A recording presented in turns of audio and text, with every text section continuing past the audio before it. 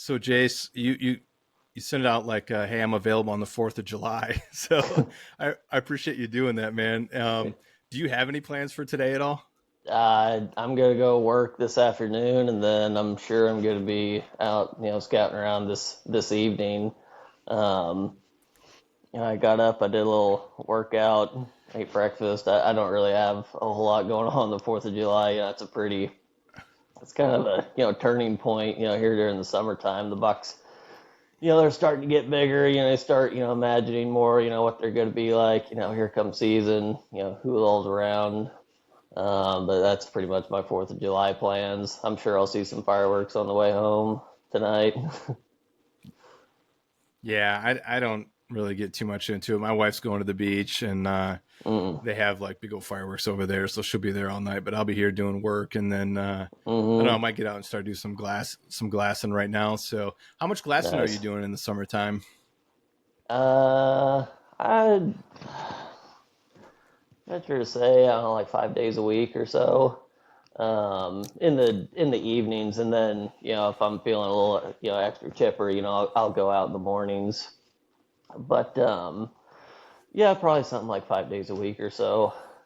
I'll be out there in the evening, glassing around, seeing what all I can see. So, I put out like a series of questions to everybody, like the listeners on Instagram, and just said, "Hey, I'm going to do an episode or a series of episodes on, um, different type of agriculture, or I guess not something what I'm looking for, but topography, different types of areas in the country that we're going to be hunting. Give Mm-hmm. me some names who you think might be good in the hills. Give me a name that you think might be good in like the Midwest ag land, and that's where your name came up quite a few times in the Mm-hmm. polls. So that was pretty cool.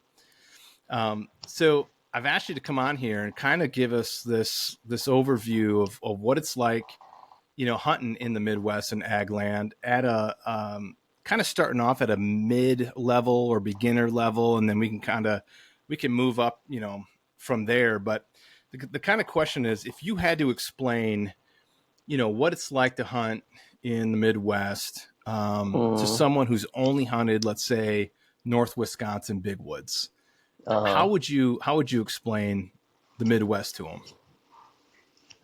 So, I mean, you can get into quite a few different kind of environments whenever you're hunting in the Midwest. What I try to like to target is these places. We're going to be talking about ag land here, so it's places that have agriculture, beans, corn, alfalfa, what have you. You can get like some wheat, later on in the season.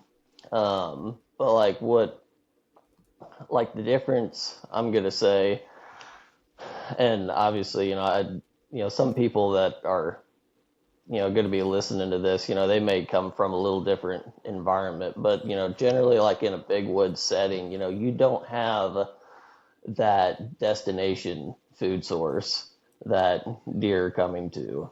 And in the Midwest and what I try to target, we have that. Um, so kind of what it's like. So in my in my experience, um, whenever so let's see, I've hunted, obviously, Missouri ag land, Illinois ag land, Kentucky ag land. Hopefully, I'm going to be adding in Indiana um, ag land in here this year. Um, it's going to kind of depend what what time of year we're going to be hunting, but um, I'll just start off with a late season scenario. So let's see. I was just hunting Kentucky late season. This is ag land. Basically, what I'm. This was a brand new property for me. I went out there. Let's see. I killed my buck in Illinois, November, the day after Thanksgiving. Um, and then I took care of that deer, and then the next day I was over in Kentucky looking at this new property. And what I'm gonna do first is I'm gonna try to identify like what the better food sources are out there. Whether that be if they left standing beans, standing corn, whether there's wheat there. There's food. There's also a food variety. I don't even know what it is that I found that I end up hunting there um, in the later part of the season. I still don't know what it is. I just know the deer were on it. Um, so like whenever you have that focal point of food in this late season scenario, um, just finding where those deer are at, and use that as your starting point, and then try to backtrack, where these deer are coming out of. And then this was ag land and hills, so the deer are going to bed similar, like up in the hills, the same. I would think, the same way as any other deer, using the big woods would. They're gonna bed on your, I didn't see any like top third, always rules, on these points. They can be on top, they can be on the bottom, they can be halfway up, they can be wherever they are. There's no specific thing there. But the thing was like there, it's like, okay, I have this focal point of food, and then there's going to be a distance that these deer are going to have to travel in order to get there, and then there's their bedding area. um so what I end up doing there was the first evening I started out hunting this, was I started off catching these deer just before they got to the food, and then that gave me a little better idea of how exactly like they're getting to this to this food source. And then the next evening, I backed up about 300 yards, closer to the bedding area, with an idea that they were, what way, they're going to take to get to that food source. And that evening, I had these deer, pile off this ridge, and I had a doe right next to me at 15 yards, and here was the buck that I was in there after. He was coming in at 30 yards, and I didn't have my camera on, and I reached for my camera too quickly, and I busted the whole thing. But anyways, so that's kind of like a little bit of a starting point for as far as talking like ag land. You have your destination food source, and then basically in that scenario, I was trying to cut those deer off whenever they were coming out to food in the evenings. Um, but that's just like a late season. Do you But go ahead. Yeah, so a couple questions. So you talked about identifying the better food source. Are you spending a night like glassing to see which fields that they're coming to at that time hmm before you go in, or So is that intel that you've already gotten? no, that's intel that I'm getting, because like whenever I go to a new property, it's not my goal to like, oh man, like I just got here, like I have to hunt this evening. I don't know what's going on. So if I can, drive around in, glass fields, or, go, walk around fields, and, see which ones that, have a bunch of tracks in it. This particular one that I ended up on here, I didn't see any bucks out on this food source during daylight, but what I did see was there was like roughly 10 does that were out on that food source, late one evening. And so what that is like there being 10 does, coming to a food source, and they're coming from a bedding area that is good enough to hold, 10 does. And whenever you have a bedding area that's that good, then I'm going to assume that there's some sort of decent buck in there also, because, that's an indication of, a good bedding area.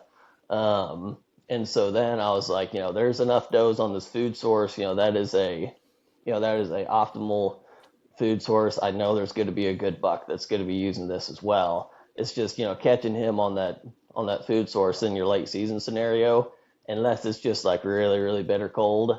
It's probably not going to happen, but he's still in there. So that's how that, like the first couple of days I was out there, that's how that went. And then you do your first set. Is that more of like a sort of an observation sit, kind of in the game sit? Because you said you wanted to see where they were kind of coming out to start to enter into Right. that ag, and then you move back a little bit further. So Yeah. is that So more like like an observation type of sit? yeah, pretty much. So it's like I knew I was far enough away from the bedding area. Like they're gonna, that's been hunted all season long, so they're gonna expect some sort of danger, that's in there next to those food sources. So I don't mind being a little more sloppy whenever I go in, and I'm just trying to figure out, what way are these deer, really coming down? Because it's just like, here's the food source, but they could be coming, in anywhere throughout here. And so if I'm still going to try to make my wind right. But if I can sit a little bit, towards that bedding, and then, are they coming in, this way? Are they coming in this way? Are they coming in this way? Whenever you go out, 300 yards, the difference between this and this is like, 500-600 yards. And so if I can sit right here and just watch everything, these deer ended up coming in this way. If I can sit there, watch everything, I'm always going to try to be in a little, position to kill. Um, but that evening, I end up getting busted. I kind of figured that anyways, but it gave me a direction as to where these deer exactly, are coming into this food source. And so that first evening, I saw these deer, coming in from that way, and from there, I was like, okay, my next move is going to be, back that way, right from the direction that these Mm-hmm. deer came. Yeah, it makes sense. That's an awesome tactic. So then is late season then? If I don't want to move you off of late season if you have more to say about it, but is it a similar technique for early season then? Because they're kind of going from bed to food still during that time. It can be, but the thing with early season is you're probably going to run into more deer like that are actually like living in like cornfields. They're probably going to be bedded CRP fields, or if you ran into the freak scenario I ran into in Kentucky in 2022, they were actually living in the beans. Whenever it's early season like that, it's a little harder to ask a deer to travel a long ways in order to get to food, because there's this whole conservation of energy thing. So if they can be in a very small area where they have security, food, I'm not going to sit here and say you have to have water right next to it also, um, but they're going to want to stay in a little smaller circle, in that early season. So like if I have, um, so like if I have corn and CRP that are right next to each other, that's usually going to be a good scenario. If I have CRP and beans right next to each other, that's going to be good. Or corn and beans that are right next to each other. It gives them a little bit of variety, and they don't have to move very far. They can put on that feed bag in a very small circle. Um, so usually like late season, all that vegetation dies off. The deer, they aren't living in the corn anymore. They're going other places. Still high. I'm gonna say not always the highest stem count stuff, but usually that's what they'll gravitate towards. Um, it's going to be a little bit different, but I guess that also depends on the property that you're hunting also. Like if you have, well, let's say if you don't have any CRP, or any corn there, or anything that's like right next to the food source that they can lay by, then yeah, they're probably going to be doing a little bit of long lining. um, and I say long line, a couple hundred yards, in order to get to that food. So you talked about the deer bedding close to the food source. You mentioned corn. Um, Hmm. and this will just show my ignorance. This will show my ignorance completely. I mean, how often do like big bucks actually bed in corn? A lot. I mean, a lot. They will, Really? they will, they will live and die in that stuff. Um, like, they'll be. Well, I'll just give you an example. All the deer that I've been seeing lately, I would venture to say 70 to 80% of them they're living in the corn. And I mean, like they just straight up live in that stuff. They'll eat like deer. They'll eat corn. I mean, as far as I can tell, like all throughout the growing stages too. If you have corn that's knee high and it's like, oh man, this is, or at least this is what I used to think. This is a cornfield. I'm looking for a bean field to go glass. No, they'll be out there, and then what'll happen is they'll be out there, and then all you can see from the deer is like up to the bottom of their chest and half their chest, and then it gets above their back, and then you can see their neck and head, and then the corn gets too tall and it's just over their head, but they're still in there. Um, Corn's really Yeah, is a really I was. sorry. Go ahead. No, I didn't mean to interrupt you, but we are in Michigan. We always complain. The reason why we don't see any deer is because they're all in the corn. Uh And then the corn rows started getting closer and closer, like this new technology. And I started to huh. question that a little bit because I just couldn't figure out how they'd get their rack through all of that. But from Dude. what you're saying, it sounds like that's not a problem for them. They're just going to make it. They're going to make it work. So me and my buddy Austin, he was hunting this buck. This was a buck that was 22 inches wide on the inside, and I thought the same thing. I'm like, man, that thing's way too wide. Like he's not gonna live in that corn. Well, um, that deer was glassed, and he bedded like in this little bitty CRP patch next to the corn. And somewhere throughout the day, he did like that was his initial bed in the morning, and then somewhere mid morning he shifted. Well, me and my buddy Austin, we go in on him that evening, and we have corn that's like 15 yards to our left, and all of a sudden we start hearing something in there, and I get my binos up, and that buck's like he's less than 20 yards away, just on the inside of the corn, and he's just eating in there. And this is a huge, this is a huge deer. And he's eating. And then whenever that deer decided that he wanted to go cross row, I couldn't believe this, but he just pounded through the corn. Like he literally like jumped and leaped and just knocked over corn while he was going, across these corn rows. And I'm like, wow. I was like, okay, so that's the length they'll go to, in order to live in there. And so whenever I saw that, I'm just like, okay, these, like what I was thinking, like, these deer, the racks are too big to fit through the corn. No, it's not the case. They'll be in there. Yeah.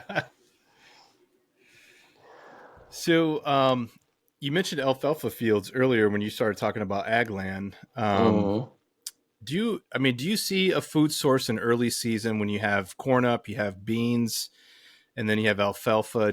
Is there one that's favored over the other, or is it just kind of circumstantial?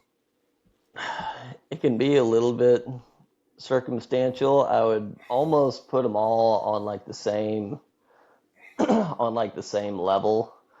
Um, but if you have, somebody was telling me this the other day, and it made sense. If you have like a first year stand of alfalfa, then it's like super highly, palatable and high in protein, and that will draw in a bunch of deer. Um, but if I had to pick, and yeah, that'd be hard to say. I'd say they'd all be on the same. They'd pretty much be on the same level. It is a little bit circumstantial because like I'll see like there was this alfalfa field that I was hunting in early October, and there was quite a few deer on it. But something I noticed whenever you have like a green field or something that's like that, and you have like a little rain, a little drizzle, and I can say this just for that, October 1st through October 15th, for sure. Um, Whenever you get a little bit of, rain and, wetness on that green stuff, boy, they really, really, really love that. And you can really catch them out on, some green food sources like that, like that alfalfa. There was an evening, I had seen, let's say 6 or 7 deer out in there. And then I went up there one evening on like a drizzly evening, and I mean, it was just packed full of deer. And that's something I've seen before growing up in, southern Missouri, hunting on a cattle farm. It's the same thing with fescue. You get a little bit of, rain drizzle on that green stuff, and they will come to it like gangbusters. So I guess you could Yeah, because say they're getting their equals. water source at the same time. Yep. Yep. Um, so early season, then, like a tactic for someone who maybe is going, and maybe heading to, well, what early season states do we have? We have Kentucky. Mm-hmm. I think Tennessee's pretty early. Mm-hmm. Nebraska, something like that. Mm-hmm. What's a good starting point for someone who's never done that before and they're just heading out? If they're just heading out, let's see. So I'm just making this scenario up in my head, but let's say, they're planning on hunting their early season, and, they want to go out, beforehand to, do some glassing, do some scouting, in these areas to see, where these deer are actually at, because that's an important thing too, is, there can be, some of these places, there's just a sea of, corn and soybeans and CRP, and you're like, man, where do I go? Well, if you see the deer there, then that's a pretty for sure sign that, they're there, and, you don't have to, I don't really like guesswork and putting it in on all that. So if you're going to do that, if you're going to spend, the time and the resources to go, out of state, on an early season, glassing trip, um, I would go on the red moon for sure. Or if you can get, your weather to line up, um, during those times, the weather's going to be the easier. Well, I guess the moon's going to be more predictable. But for most people, it's easier to understand, whenever it's cold or lower than normal temperatures, the deer are going to be moving. So that's like if I go, like, even if I go out around here where I live, I know that, and I know where a lot of these deer are. I can sit there all evening. If it's a terrible moon phase and it's hot, some guy from out of state coming in here, they're going to be watching these same places, and there's going to be like, there's no deer here. But I know better because I've been here. So that would kind of be like, a starting point, I guess. The preferred one, being the moon overhead, in the evening. Um, so, seeing these deer, first is going to be important. But let's say, the guy's coming here, he's or somewhere in the Midwest, and he's just looking. He starts off, opening day, and so this is what I did in Kentucky in 2022. I got there, I got there opening day, and I want to see what all the environment has to offer, and I want to see where pressure is, because that's going to come into account too. And then I'm going to try to do something that's a little bit different. Um, So like if I was going out, you do want to find like an area that does have a little bit of diversity to it, and it doesn't have to be like crazy. Like there's a spot that I'm thinking of in Kentucky right now. It is a big cornfield, and it has a ditch that's running up it. That's like coming from the tree line, going out into the cornfield. That edge or that little bit of diversity there. It's going to give those deer something to relate to, and it's going to give me something to relate to. So like that might be um, a good scenario if if you can find an area that has you know corn, soybeans, and CRP. That's probably going to be a pretty fair bet that there's a that there's going to be something running around in there. And I guess if people are wondering what I'm talking about, CRP, there's a lot of different kinds of CRP out there. I don't even know what CRP stands for, um, Me either. but it's basically it's like early season or native grasses. And the thing that people need to understand with that stuff is there aren't two CRP. Well, there can be two CRP fields that are the same, but what's going to make one better than the next? These deer, like in our early season scenario, they're going to be seeking out shade, and it's good. It's the same reason that they like bedding in the corn. Corn, in our early season, it offers a ton of shade. So these deer, they can, lay out about this anywhere, and they're not getting blasted by the sun. So if you go to a CRP field and it's a foot tall, 2 feet tall, it's not going to offer that deer shade. But if and like as you get taller, in these CRP fields, it can be, let's say it's 5 foot tall. But the particular kind of grass there is like, real stemmy grass. It's like that thick. That's not going to offer a lot of shade.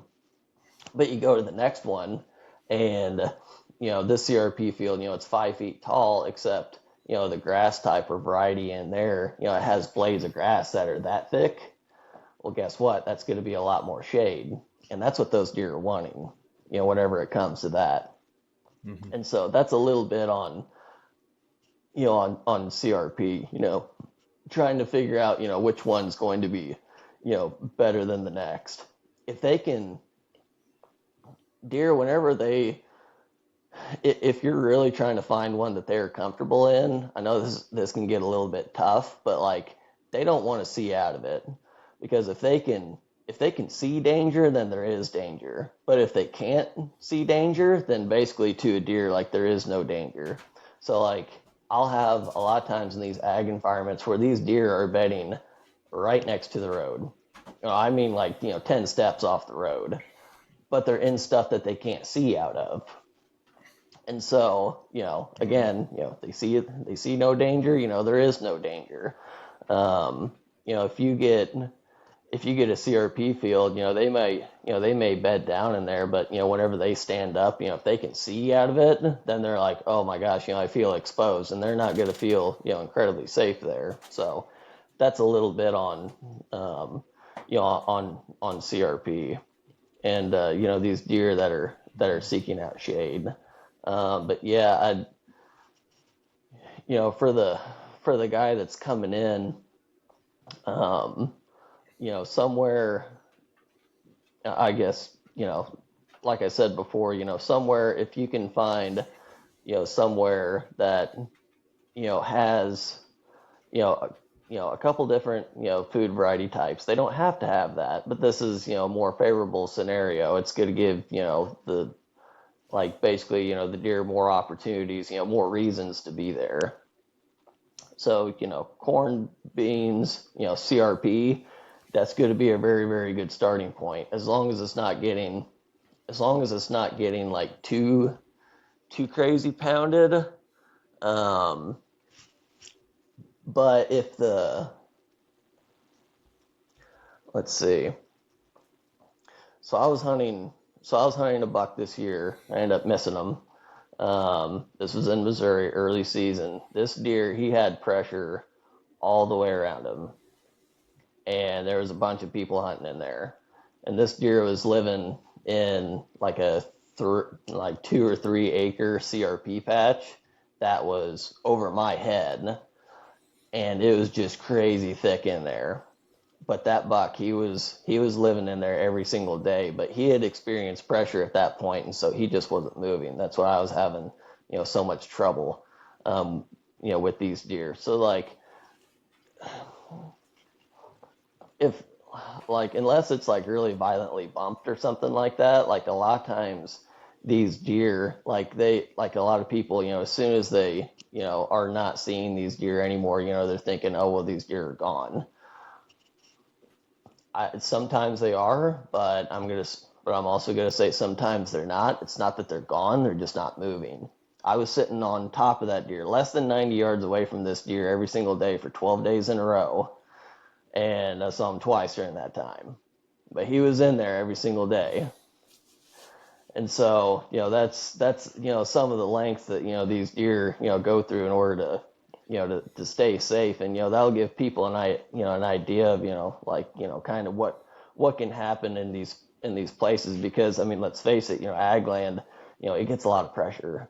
It's popular stuff, but it's popular for a reason. Those big bucks, they're in there, and they've learned how to survive. Yeah. um so, I mean, I might have just rambled on there for too long, but that might be like a little bit of a starting point, for No, it's good. somebody. It is. I got a question about that. So you said, if you're planning like an out of state trip, early season, you're going to try to base it around like a red moon, or Mm-hmm. weather. But with that in Mm-hmm. mind, pressure, is there Mm-hmm. is there ever a time where you're like, you know what, I don't care that there's not a red moon and the weather's bad. It's opening day and we have less pressure. Or does that moon and weather always trump even pressure? Let me think about that one for a second. Can you kind of rephrase the question there? Yeah. So I'll use an example for me. Nebraska last year, I went down there opening Mm-hmm. day. It was 100 degrees. Mm-hmm. So not great. All week it was 100 degrees. Right. But the thought process was, hey, we can still get on these bucks because they don't know they're being hunted yet. Right. And so we went down there and we actually did capitalize. But I Mm-hmm. so when you put the emphasis on the red moon and the weather, I'm just wondering if there's a benefit from hitting like opening day, even if the weather's bad. Yeah, there is that whenever deer act completely different, from whenever they're, not pressured to, whenever they experience, pressure. Those are, you know, it'll definitely change, the behaviors of deer. That is an important thing. I have buddies that could probably speak more to this than I could. Um, but whenever, it's not like, if it's, 90 some odd degrees out and, a bad moon, is there going to be, are deer just like not going to move? No, that's not the case. So I would definitely advise, somebody to get out there, on those openers, before these deer, have experienced, that pressure, and, their movement, starts to shut down a little bit. Um, Shoot, what was I just thinking? Um, well, I guess this is kind of like there's going to be, let's see, like there's going to be some scenarios in which you need to hunt that spot for a couple days in a row, potentially, in order to get that deer to move, because deer, they aren't like this super habitual thing. They don't, they're not going to move in the same exact way every single day. So some of these, so the way I try to think about, and I think this is just a good practice too, how can I hunt this area, be as aggressive as I can, in order to get the job done. But also, I'm not letting any of the other deer in this area, know that, I'm hunting them, because, you might have to sit there, for 2, 3 days for that deer to actually, come out. But if you pick the wrong day, and you were super sloppy with your access, whenever those deer move past daylight or whatever, they're gonna figure out that they're being hunted, because you walked in there. And it's not that you really have to back up off these areas. It's just it's taking a different way in which these deer are not going to know that you're hunting them. So like it's like on that one, everybody knows that if you access in off water, that's going to be a killer way to hunt. But what's the common denominator of that one? Well, the main thing is that you're not crossing any deer trails whenever you're coming in, because you're coming in off the water, you're climbing up in a tree, and you're hunting right there, so you're not leaving a big long scent trail. um, so like, if you can surmise where these deer are bedding, and then where they're feeding, and then whether it's going to be the best case scenario if you can actually see this happen. That way you can actually make a specific move, and how to slip in there undetected, and then leave undetected. um, so like, sorry if I'm going down some rabbit hole here. So like the buck that I I actually end love it. up I love it. Go ahead. so like the buck that I actually end up killing in Missouri, early season this year, I shot him on October the 5th or 6th. But I had hunted that deer 4 times, and that deer never knew that he was being hunted. So the first time that I go in there, I have a northwest wind, and I know that these deer are, bedding here, and they're moving north. And so my initial move was, I got into this block of woods. I'm starting to approach where I know I'm to go, north out of this woodlot, into this field that they were feeding in. But in this scenario, like, I could get into that woodlot, and then I can do an observation sit. Which an observation sit, it doesn't have to be like too crazy far. Like, if I can just sit back to where I can at least see in the general zone where I think things are going on, but I'm not leaving a scent trail, going all in on my first time. If I'm able to watch it, and then I can make a specific move because of something I saw, that is a for sure thing. We took the guesswork out of that. And so on my first hunt, um, these deer, there's like this, patch of woods, and there's the kind of CRP that, is that, these deer like to bed in. It's tall, it's got some real bladed, grass in there, offers the deer a lot of shade. So I'm like, that's where these deer are going to be bedding. Then I know they're heading, north. Um, and, and also, I guess we can get into a little bit later, giving these deer the wind. So like on a northwest wind, whenever they're exiting that bedding area, they're exiting the bedding area wind to nose, and they feel comfortable, going up through there. So on my first evening, I barely, poke in the side of this woodlot, and I see 2 bucks. They get up out of that bedding area, and they move north, up to this, up to wherever they were feeding. And I'm like, okay, now I know the exact trail that these deer, are moving, to get to their food source. But I haven't crossed any deer trails, and I also wasn't where these deer, they're coming out of this bedding area this way, and they're probably going to go some way similar back in. I haven't crossed any of those trails at that point. So these deer, they don't know they're being hunted. On my second hunt in there, it was an east wind, so I hopped around the other side, the opposite side, because these deer are moving like this. So now I've gone from, coming from the east, coming in west, keeping the wind just off their nose. Next hunt, I come in on east wind, and it was a little tougher. Like I couldn't see where these deer were moving, but I'm also like, okay, I'm gonna set up just on like the edge of like where these deer could, come by me, but I really think they're going to be like just over there. Um, well, that evening they did come out, and I could hear these two bucks. They were sparring just right up in that same area where I knew they where I knew they were moving north. And so I'm like, okay. So I'm thinking like maybe possibly this bedding area, it's not wind based, kind of like I was thinking. And so the next move was kind of dumb, but the next opportunity I get, there was a south wind.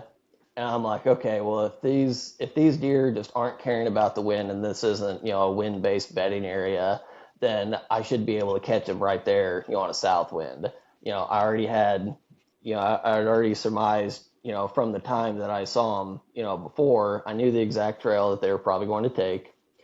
And I went ahead and hopped in there on a south wind. But I still, even though that was, the difference of, my aggressive move to non-aggressive move, was like 60, 70 yards.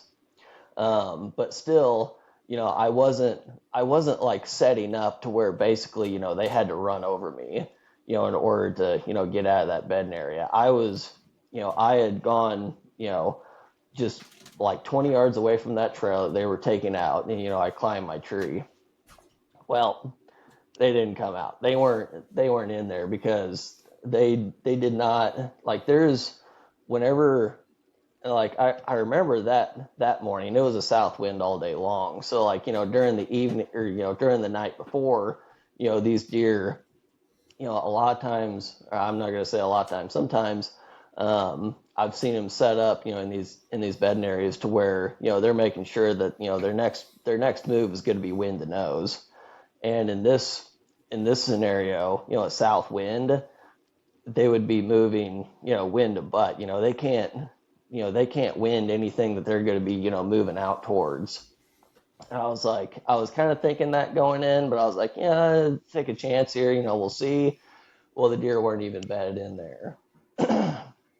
And so I'm like, okay, that was dumb. I'm gonna wait, for my next, favorable conditions. I really, a northwest is what I'm hoping for. A north wind might be a little bit close, as far as, those deer actually winding me, whenever they're trying to come out. But I was like, a northwest would be perfect. This is kind of hard to do on public land, but I had to wait, what was it, 6 or 8 days, between that time I went in there and the next time that I went in there. I waited on that northwest wind where I actually know that, they're going to be bedded in there. The food source still the same. And, I've seen what trail they take, on their way out. So that last time that I went in there, northwest wind, I get in there. I had just missed that big one that I was chasing, that I was also chasing around. So that was, the 12th or, whatever day that I'd hunted that deer. I just missed him. So, I'm climbing up my tree and I'm like, oh God. But I get up in there, and then roughly, 45 minutes before dark, that buck, he didn't bed in the exact same spot that he had before. He was still in that bedding area, but he had moved over like maybe, 30 yards. But I saw him, get up, and he's just kind of milling around there. And this kind of got interesting because at that point, that was October the 5th. He was by himself, and there was a bachelor group that was, running around in there. And he gets up and he starts, rubbing up and down on these trees and whatnot. He's acting aggressive. I'm like, okay, that is, the main dude in here. northwest wind, it's cold front, it's getting cold. I think it was like high 50 something that day. Um, and I'm like, I've never snort wheezed in a buck before, but on the line that this deer was taking, he was going to be just out of range. I was like, I'm going to have to do something here. And I ended up snort wheezing that buck in, um, and shooting him there. And I ended up recovering him a couple days later. That was kind of an unfortunate event, but that's kind of how that hunt, unfolded. If you can, go into an area, and if you are able to observe it, do it. Because like whenever, like if I just would have taken a stab, or or even an educated guess, at that place, the very first time, I hunted it, I might have been wrong, and then there went, my whole opportunity to, kill that deer, in that area. Or, these places, they don't always set up the same. If I'm not able to see it, then, you just kind of have to take your, one stab and just, roll the dice and see what happens.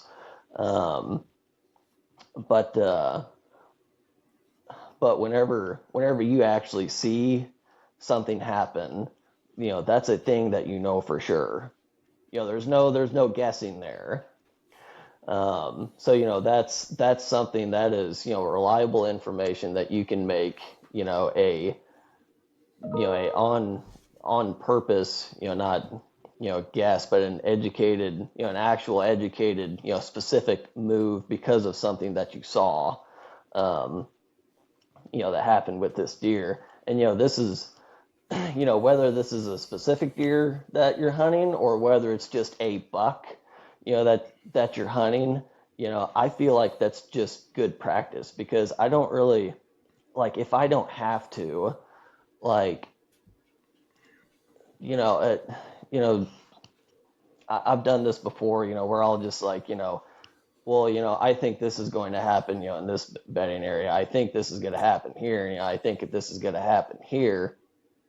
And then, you know, well, like, what happens, whenever you run out of spots, to the new guy that is, coming in, from out of state, you know, it's like you can only have, if you hunt in that way, you can only have, so many spots and, so many days before you're just like, okay, well, I've kind of like ran through this whole property, but,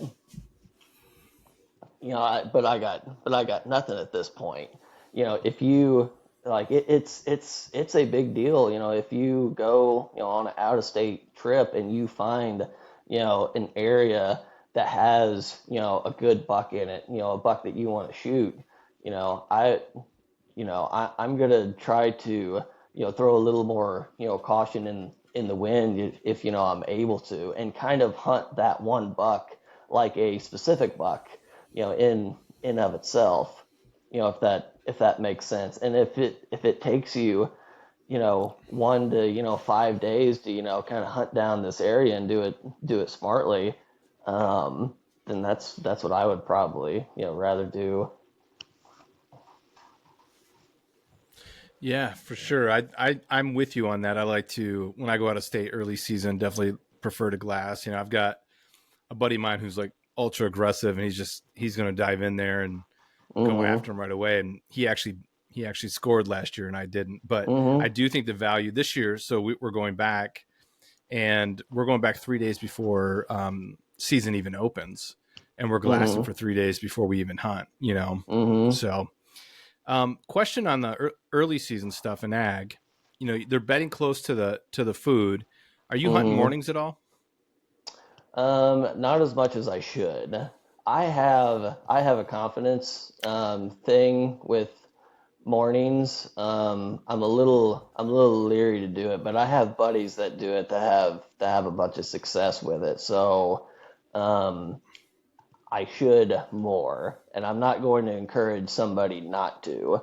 Um, if you are in those first if you're in those first couple of days where these deer have not, or if you're in an area that it doesn't have to be the first couple of days, if you just know that these deer have not experienced pressure, then you can do something like that. I think whenever these deer start experiencing pressure, they start getting back to bedding areas, earlier in the morning. Um, that's just kind of that's I could kind of go either way on that one. But if you're in your first couple of days of season and you have, let's what I guess what a guy should do is, he should go out and glass, the same way that we're going out in the evening and, glass, and it's like okay, this deer is bedded here, he's coming out here, I'm going to try to exploit this somehow. A guy should go out in the morning and glass and be like, okay, these deer are consistently, out on this food source in the morning and they're moving back this way. And then, whenever you have that specific move, go ahead and, and make it, don't be afraid to. Um, I should do this more, but I don't really. But like I said, I have buddies that that have success, doing it like that, and I know it can work. I just need to grow a set of nuts on me and actually do it.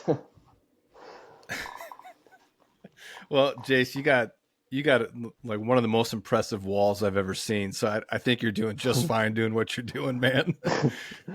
Thanks, I appreciate it. No, what I like, so like in the mornings, like kind of what I've done since what I've seen in 2022. Now I am like whenever these deer are down in their bedding areas, somewhere around 8 to 9 o'clock in the morning, that's whenever those day winds pick up. So like so like I've done this thing before, as first or second day of season last year. Um, it got past morning time. The spot that I was in, there was a bunch of does that came into that bedding area that morning. Um, the buck that I was in there for, he was either laying down or he went and bedded somewhere else that day. And so whenever those day winds just start to pick up a little bit, and these deer, if you're in a scenario where they are bedding in CRP, that wind, it starts to move around the CRP, it starts to create a little cover noise. And I do not mind getting right on top of these deer, let's say, 8 o'clock in the morning, because these deer, what they're going to do in the morning, and I saw this I'll just say this, I saw this every single day that I was in Kentucky in 2022, and this is how I end up killing my buck there also. These deer will get up sometime, I'm going to say between, 7:30 in the morning and 10:30 in the morning, where they will get up and they will do some sort of bed shift. And I have more confidence, going in and, um, getting right next to these deer whenever I know for sure that they're in their bedding area and, they're comfortable, laying down in there. We get a little bit of wind, and then, I can crawl up, right next to them, and, I can see them do this morning shift. And then, from there, I know for sure, where that buck is, and, if I do see him, and then I can make a specific move based off that.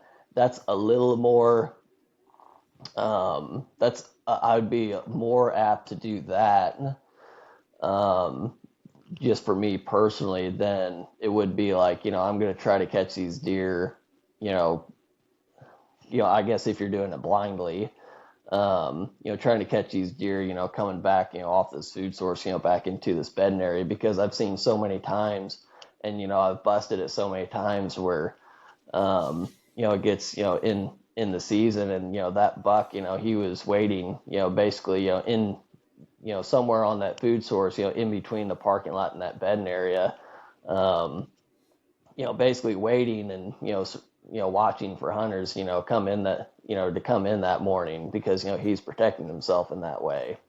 And I've also seen it a bunch where, I used to hunt a lot more mornings, and the buck that I was hunting, he'd come in, way before daylight, and, bed down, somewhere, I couldn't give you a time frame, an hour and a half, all the way up till daylight. And so, just there's definitely a window, and I'm not going to say there's not opportunities to catch deer, in the morning time frame, coming back to these bedding areas. For me, and what I've seen, I feel like it's a little more consistent if those deer go in there, they lay down, and then you basically come in right behind them and, climb a tree.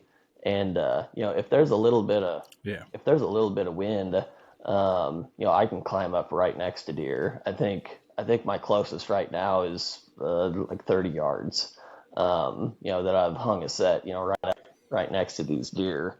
Um, but like some things that are going to make uh, like a deer get to bed like later on in the morning, I guess if you're looking at it that way, if it's a super foggy morning, deer get back to bed later in the morning. That's something I've noticed. If it's cold, then that's going to, that's going to cause deer, to feed longer and, want to move, um, more, possible later on in that morning.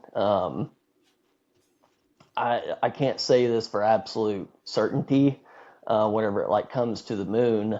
But I'm kind of working on this one. Like if you have a moon phase, it's like, 8, 9, 10 o'clock in the morning. That can cause deer to get back to bed, a little bit later in the morning. So, that one, I'm still Yeah. working on the morning time hunting thing, but we're getting there. So you talked about crawling up on deer when they're bedded, like in CRP or something like that, when the wind's going. That buck in hmm 2022 in the bean field, hmm how hmm close did you get to him crawling up? That was 29 yards. That was that first shot. And So, so if people same. haven't seen this video, yeah, this buck is incredible. It's on Whitetail Addiction, and it's a booner. And you hmm talked about, well, I needed to get some stones to hunt mornings, dude. It took stones to climb out there in that field on a deer of that caliber and get to 30 Uh, yards. And you sat there for like what, 2.5 hours? yeah, it was 8:30 to 11. So 2.5 hours I sat on that deer. But Yeah, that was incredible. that was a little that was that was actually kind of quick, because whenever I was hunting that other deer down there, there was one day where I sat out in a bean field for basically, what was it, like 10 hours. I was sitting on this other buck, and I mean just getting absolutely blasted by the sun, the whole time. That was a rough day.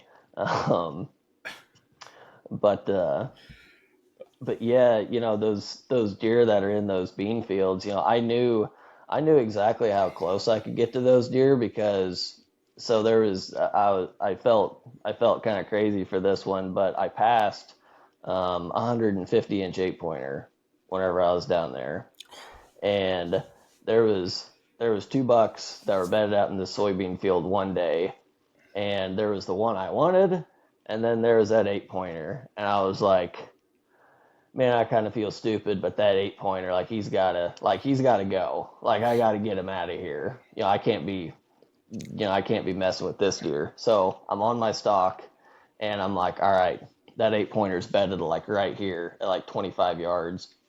And I'm like, I'm just gonna try to, get him up out of here. So I tried making some noise, and it was fairly windy, maybe like a 12-mile-an-hour wind or something, and he didn't get up. He just laid there. Well, I can't, and also I can't see these deer. They're completely, the beans whenever they lay down, they're over the top of their head. And so I'm like, all right. I tried making a little more noise, and this deer still didn't get up. And I'm just like, all right, whatever. I'm just gonna try to get him out of here quick. That deer let me get like 15 yards or less before he actually got up and got out of there. And he stood up like right in front of me. I mean, oh God, he had such a big cage on him. And I was just like, I'm an idiot. Whenever he got up and took off. So I kind of knew, that I kind of surmised that these deer, couldn't hear that well, and that kind of stuff. So it didn't so it didn't bother me to be a little, extra aggressive, on those. I did take a little more caution, on that big one. There was probably, a 40-yard stretch where, the beans were so tall that I was actually, crawling up underneath the beans. I could have my bow right here, and then I could just kind of like lay down an army crawl, completely underneath the beans. Um, just because, that was a very, touchy scenario. So I was like, I'll take the extra time here to do this right. Just on the off chance that, he does hear me, because, I knew I was getting close at that point. But Mm-hmm. but yeah. Yeah. So we're at an hour. I want to respect your time. Are you okay going a little bit longer? Yeah, I'm good. Okay. So is there anything you want to say about early season before we shift to like say mid October pre rut? Hmm. Let's see. Well, I guess we kind of already hit on, don't expect these deer to, be making, some really really big moves.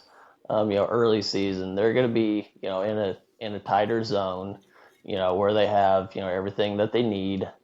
Um, and and try to, if you can, actually, try to go out and, see these things, happen for themselves. Do your glassing, morning and evening. Um, if you're able to, um, and just go from there. And just because you're not seeing one, that does not mean he's not there. Mm-hmm. Yep. So hitting into later October, kind of that Hmm. pre rut time period. How do Hmm. how do things change in ag land?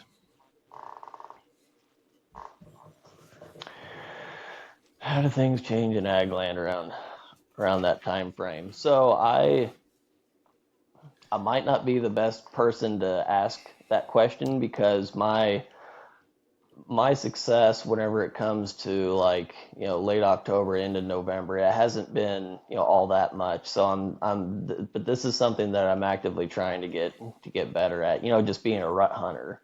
I shot my Mm-hmm. first buck in November with a bow in 2021. So if that gives you any indication of, what, because, a lot of, on quite a few years, I don't have a tag during that time for Missouri, um, because we get two tags in Missouri. We get one before rifle season, and then one, during and after rifle season, which rifle season comes in around November the 15th. So that's whenever my, hunting usually picks up again, is, around that November the 15th on. Um, as far as how things, I don't know if I could give you a really accurate answer on that one. I could tell you what I'm trying to Mm-hmm. do as far as, late October, early November, rut, things that are going on.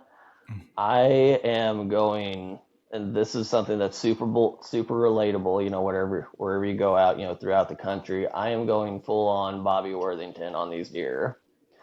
So whenever it hits that, late October, into November, will, like, coming up this year. I understood the significance of one of these funnels whenever I shot my buck in Illinois last year. You will find me on a funnel, or, Mm-hmm. and a funnel can be, some place that like really really constricts movement, or some place where just, like let's, I think, like, one of the ways he explains it is, if you have, somewhere with one trail coming through, or you have a place where seven trails meet. Well, guess what? You're going to find me at that place where seven trails meet, because that's, one versus seven. There's the potential, for seven times more deer to be, coming through my setup, rather than, just this one trail. Um, things like, water, can influence, deer movement whenever it comes to that whenever it comes to that point. Water can influence that. Cliffs can, influence that. Um, you know, roads, fields, things of that nature. So trying to find somewhere where, things narrow down, um, is what I'm going to say is going to be important to me whenever it comes, to that time frame. Now, you ask the next guy, he might have a completely different answer for you, but this is something that's easy for me to relate to, because I can take that to any state that I want to, and I can apply Hmm. that, anywhere that I need to. And I mean, I've been looking, like in Indiana this year, I've been looking at some places over there, and I have found just on the map, I've found some phenomenal funnels. Some of them are created by water. Some of them are just a Joe trail, an easiest path from point A to point B, um, to where these deer can move through and effectively cover ground. Or like I said, if you're really going for the Worthington thing, where these deer have to move through, they don't have any other choice. Um, so that's Yeah, going to kind of be I my think that's blanket. yeah. Go Sorry, ahead.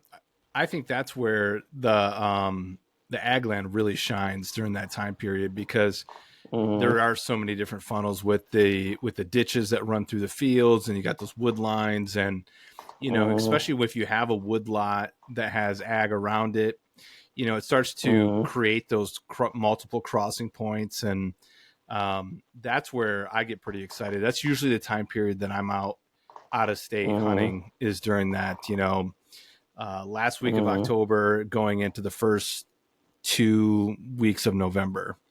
Um, Mm-hmm. with that, when do you think the rut kicks off in your area over there in like Missouri and stuff like that? After October the 25th. See, last year, I can tell you that it was warm leading up until, what was it, October the 30th, I think. And then October the 30th, we had a huge cold front come through, and things just went off the walls. So, that's when I kind of think it starts. I can't say that's necessarily the best time to be hunting. Honestly, from what I've seen here in the last couple of years, you have that little pre-rut, if you want to call it that, your little pre-rut action. Cold weather is definitely going to help that out a ton. But then, like you get like November the so like what I saw was there was a ton of deer, moving around, hitting scrapes, cruising. It's almost like they're scouting for does. Um, but and that was up until November the 1st. And I had a buddy, he on some private land, and he had like 10 to 15 bucks come visit this scrape like November the 1st. November the 2nd, um, we went in and we hunted that. He's got the tag, and I'm just there with, for the enjoyment. There was one buck that came in and checked that scrape, but there was a ton of does that popped off right then, and all of a sudden, like all that activity, all that pre-ride activity, it just died off, and then it's almost like this lockdown phase that happens, there in early November, because the year before, whenever I was hunting, there was this big buck that I was hunting, and I started hunting him November the 2nd, 3rd, or something. And I watched that deer for, uh, what was it, 7 days in a row. Like the first day I saw him, he's out cruising around, and he gets locked down with a doe. And he was with that doe for 2 or 3 days, and then he's out cruising around. I mean, like literally he got done with that doe and started moving again, and in like 30 minutes he was already locked down again, and then he's not moving. And then, I watch this deer, for a couple more days, locked down with this doe. I couldn't do anything about, like putting a stalk on this deer. Um, it was just, the scenario that I was in.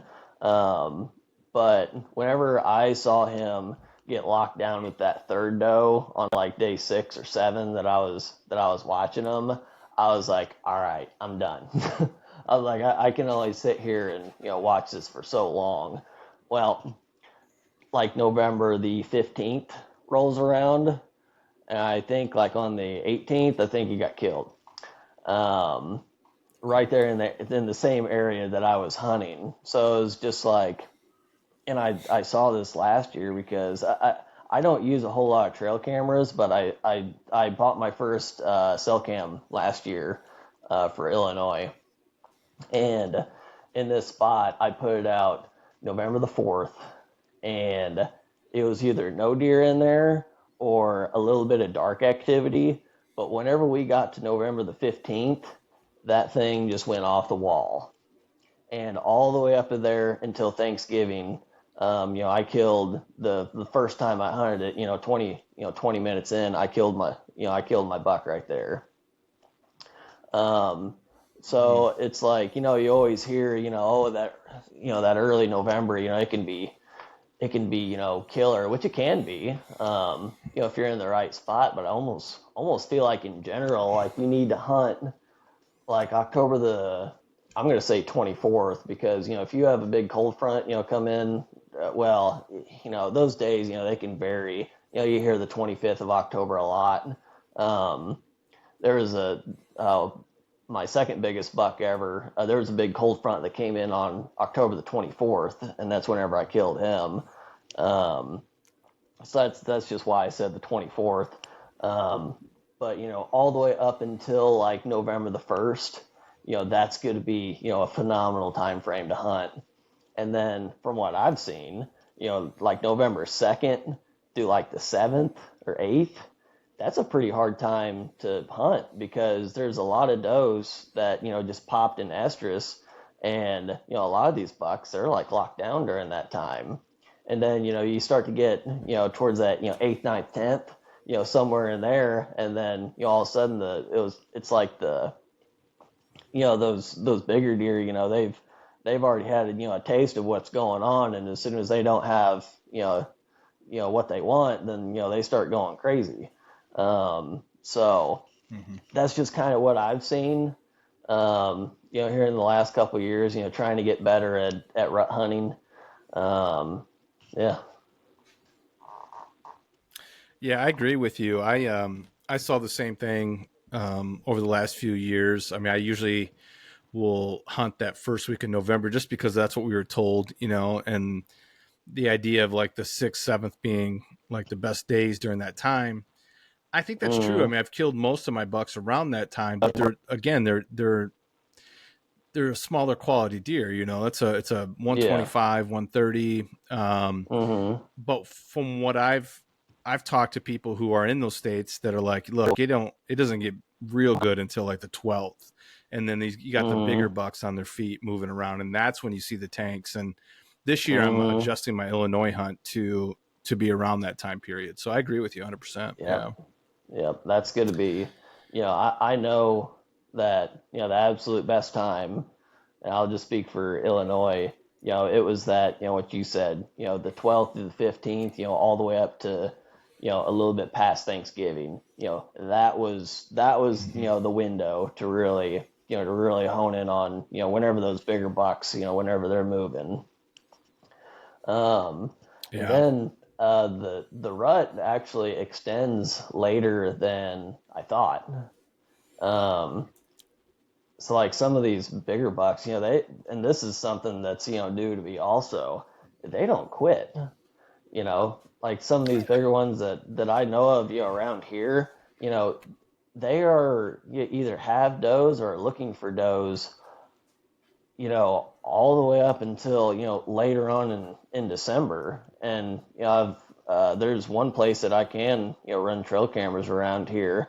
He was chasing around does in early January, and I'm just like, And I'm just like, okay, yeah, so that's interesting also. So that's something that has kind of been on my radar a little bit. Yeah, yeah, I've seen that too, just from my trail cam data, that it shows that they're still going. Mm-hmm.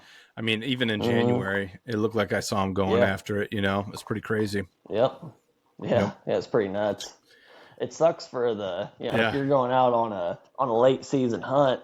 I was in Illinois a couple years ago, and this was what was this 2022 whenever I was out there late season. It was January the 5th, and I'm out there, I'm thinking, these deer, they're going to be bedded in here, my food source is, over here, I'm going to, I'm going to catch them. And then all of a sudden, there's 8 bucks chasing one doe. And then I don't see any Yeah. bucks for the next 3 or 4 days. And I'm like, okay, well, that kind of sucks, but. Yeah. So we've gone through early, and we started with late. We've gone through early. We Mm-hmm. got into that October time frame towards the end, pre-rut, a little bit of the rut. Mm-hmm. Is there anything else that you want to touch Mm-hmm. on that we haven't touched on yet? Mm-hmm.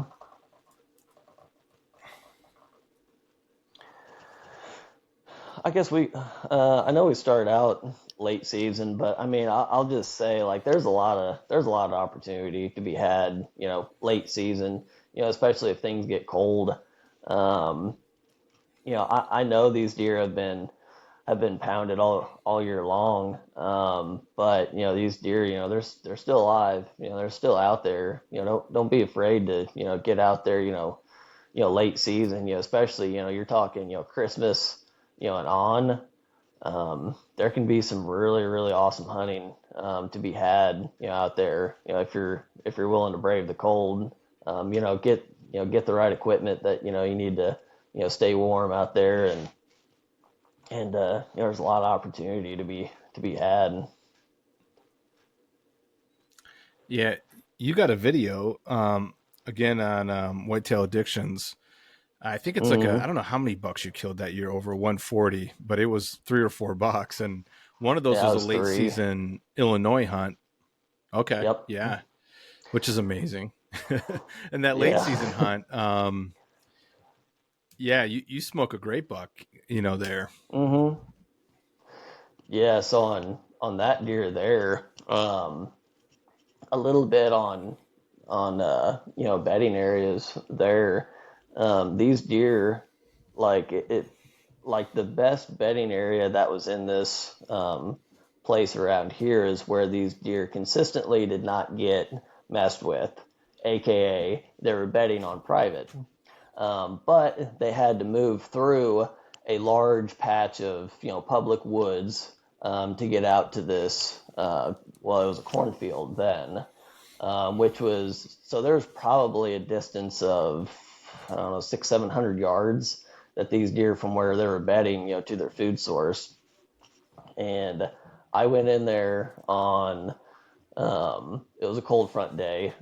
I think it was like a high of 35 or something like that. And there was like 2 points that these deer could take in order to get like this was like to the halfway point, like from the bedding to the food source. And I opted for the more downwind point in that scenario.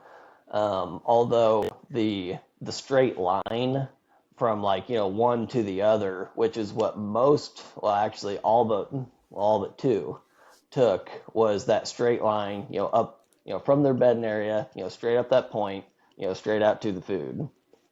And then I opted for the more downwind one for 2 reasons. One, because I feel like if there is a bigger buck in there, they're going to opt for that more downwind position, so they can win more. Two, I can see that other point, so even if they did go up that way, then again, I have that sighting to where I can make a specific move on these deer the next evening. And I wasn't crossing any of these deer trails as I was coming in there to hunt it. So that evening, it unfolds. I see a bunch of deer, take up this other point, up to the food source. I hadn't seen any good bucks at that point. And I look back, and And where I'd initially seen all the other deer coming out, there was two bucks there, and they're sitting around there sparring a little bit, and I'm just thinking, I'm like, oh man, these bucks, they're gonna take that other point up, just like all these other deer, and I'm gonna be in the gravy tomorrow evening. I was like, this is gonna be awesome, and I already knew I had the same wind from one evening to the next, and I was just like, oh man, this is gonna work out perfect. And I'm sitting there, and I'm thinking, I'm already thinking about the next evening's move, before anything even happened. Um, so those two bucks, they get like down in this bottom, and I can't see them for a little bit, and I'm just kind of watching over there, waiting for them to go up that next point, and then I'm thinking, I'm sitting there, I'm like, hold on, that bigger of the two, I was like, the last move I saw him do, he was going left. I was like, which would be up my point. And I look over, and like 75 yards out, here that buck comes. And I'm like, okay, here we go. And that buck, using his nose, he's on the more downwind point, so he can smell more. But also, like the point that I'm on, it kind of, goes like this. And then, I'm on, let's see, I'm on the more, downwind side of that point on that slope. Um, and this buck, he gets in that ditch, that's kind of like coming up to the side of my point, and he crosses that twice. What's he doing? He's checking for thermals. But one thing that I really like about late season hunting is, like, especially if you can get a cold front, then you have some really really consistent winds, going into that evening time frame, and you don't have all the foliage on the trees that's slowing up the wind and making it toss and turn and turn around. So I didn't.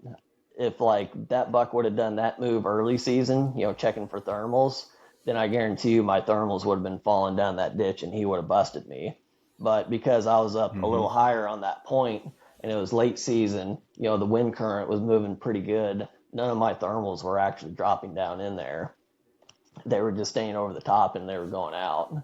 And so that buck, he crossed that ditch twice, got up on the side of my point, and started coming in. And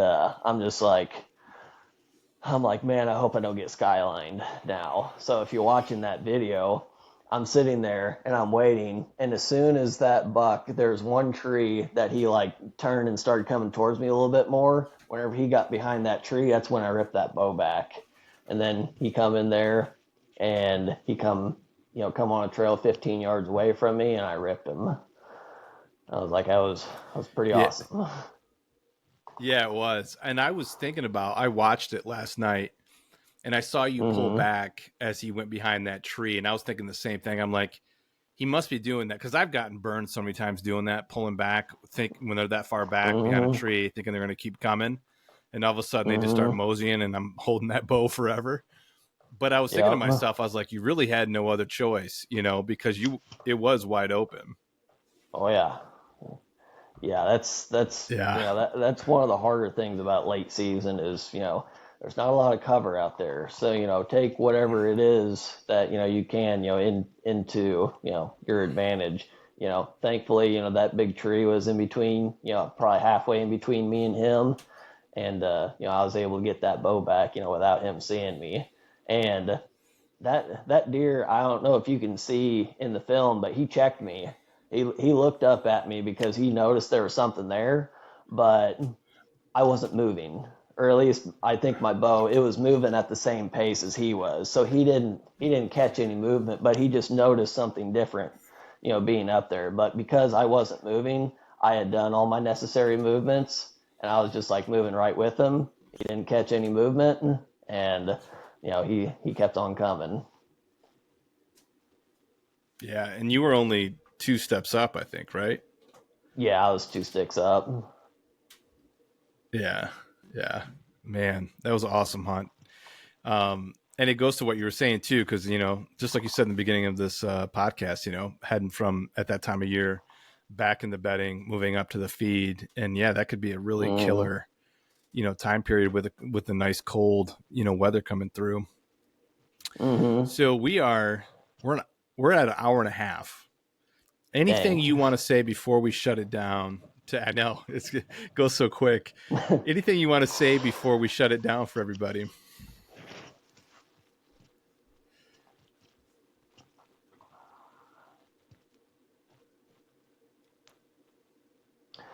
I feel like we covered this one pretty good. I mean, there's, all sorts of like, little stuff that, that does make a difference, I guess. Um,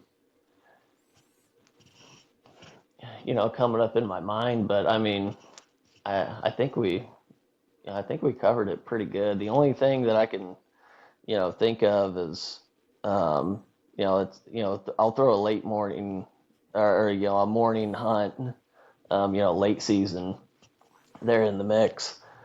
Because this I've done this. Um, if you have a food source and then quite a bit of distance to where those deer are actually bedding, if it's wide open and there's nothing for those deer, then they're going to move through that pretty quick. But if there is a lot of browse or things to hold up that deer on their way back to the bedding area, then you can catch them in the morning. That's something that I've noticed. That's actually how I killed a buck in 2019 in the morning doing that. That was the second to last day of Missouri early season.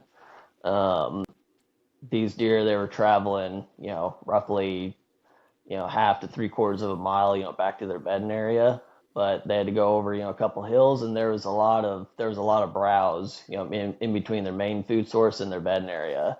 And I was like, I think that'll give me just enough time to where that'll hold them up just enough to where I can get in there, and it worked out. I was getting frustrated, so I set up right over the top of that deer's bed, and I shot him at 8 yards, second to last day of season in the morning. I mean, that was awesome. Yeah. Holy cow. Man, so Jace, I thoroughly enjoyed this. Like, this is great. I do another podcast or another series called The Breakdown, and that's where I bring in somebody else and we go through the podcast and we break down these real key moments. And as you were talking Hmm. throughout this whole time, I'm making notes of like we need to go do a breakdown episode of this because you touched on not just on terrain and hunting out in ag field and stuff like that, but you hit on a lot of deer tactics throughout it. So this is going to be one that we replay and we do a breakdown episode on. It was such an enjoyable time with you. If you ever get like a bug where you're sitting around and you're like, you know what, I want to do a podcast, give me a call, man. I'll light it up and you can talk about whatever you want. This is great. You're welcome back anytime. I really appreciate you Awesome. taking the time to do this. Yes, sir. I enjoyed So this, and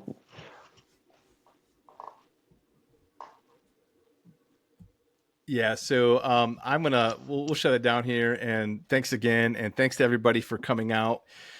We'll be back again next Thursday with another Whitetail Master, and until then, embrace the journey.